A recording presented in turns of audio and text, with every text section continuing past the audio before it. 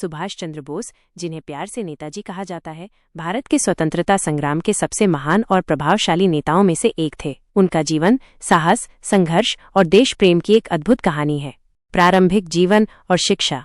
नेताजी सुभाष चंद्र बोस का जन्म 23 जनवरी 1897 को ओडिशा के कटक शहर में एक संपन्न बंगाली परिवार में हुआ था। उनके पिता जानकीनाथ बोस एक प्रसिद्ध वकील थे और उनकी माता का नाम प्रभावती देवी था। सुभाष चंद्र बोस बचपन से ही मेधावी छात्र थे। उन्होंने अपनी प्रारंभिक शिक्षा कटक में प्राप्त की और फिर कलकत्ता के प्रेसिडेंसी कॉलेज से दर्शनशास्त्र में स्नातक की डिग्री ली। उनके पिता चाहते थे कि सुभाष चंद्र बोस भारतीय सिविल सेवा ICS में शामिल हों, जो उस समय भारतीयों के लिए एक प्रतिष्ठित पद माना जाता था। उन्होंने इंग्लैंड जाकर परीक्षा दी और 1920 में चौथी रैंक के साथ ये परीक्षा पास भी कर ली। हालांकि उन्होंने अंग्रेजों की गुलामी स्वीकार करने से इनकार कर दिया और भारत की आज़ादी के लिए इस पद का त्याग कर दिया।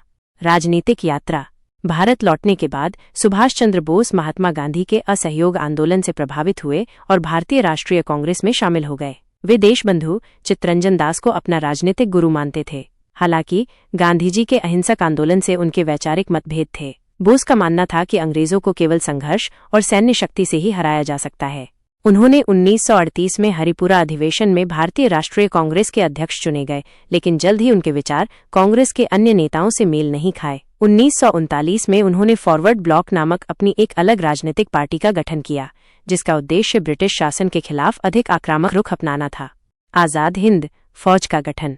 द्वितीय विश्व युद्ध के दौरान जब अंग्रेजों पर दबाव बढ़ रहा था, नेताजी को ये समझ आ गया था कि ये भारत की स्वतंत्रता के लिए एक सुनहरा अवसर है। उन्हें ब्रिटिश सरकार द्वारा घर में नजरबंद कर दिया गया, लेकिन वह 1941 में छद्मवेश में भारत से निकल गए। उन्होंने अफगानिस्तान, रूस होते हुए जर्मनी की यात्रा की।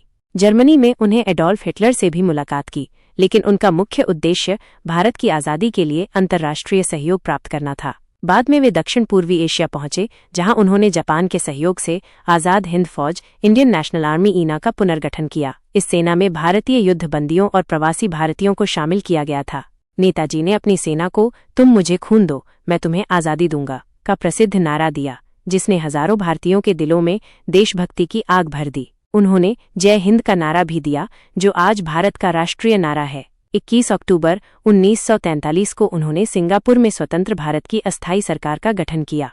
आज़ाद हिंद फौज ने ब्रिटिश सेना के खिलाफ कई लड़ाइयां लड़ीं, खासकर पूर्वोत्तर भारत में। रानी लक्ष्मीबाई रेजिमेंट के नाम से महिला सैनिकों की एक टुकड़ी भी बनाई गई थी, जो महिला सशक्तिकरण का एक बड़ा उदाहरण थी। रहस्यमयी मृत्यु।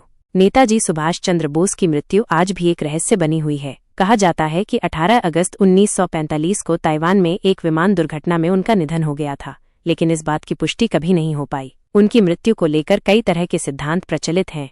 नेताजी सुभाष चंद्र बोस का योगदान भारत की स्वतंत्रता में अविस्मरणीय है। उन्होंने अपने जीवन का हर क्षण देश की आज़ादी के लिए समर्पित कर दिया। उनकी निडरता, दूरदर्शिता और अदम्य साहस आज भी भारतीयों को प्रेरित करता है। क्या आप नेताजी के जीवन के किसी विशेष पहलू के बारे में और जानना चाहेंगे?